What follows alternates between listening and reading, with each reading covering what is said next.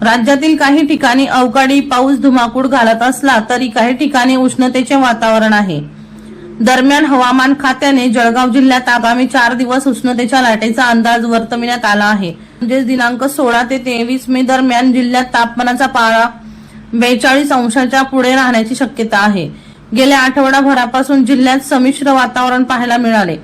4-5 दिवसांपूर्वी जिल्ह्यातील काही तालुक्यांमध्ये अवकाळी पावसाने हजेरी लावली होती। 15 मे दरम्यान जिल्ह्यात अवकाळी पावसाचा अंदाज व्यक्त केला होता।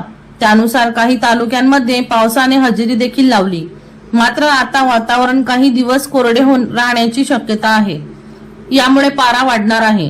मात्र त्यासोबत उन्हाळी वारे वाहत असल्याने उन्हाची दाहकता अधिक जाणवणार आहे। उष्णतेच्या लाटेसोबतच जिल्ह्यात 20 ते 25 किलोमीटर वेगाने वारे वाहणार आहेत। दीपक राठोड यांचा रिपोर्ट DR न्यूज जळगाव।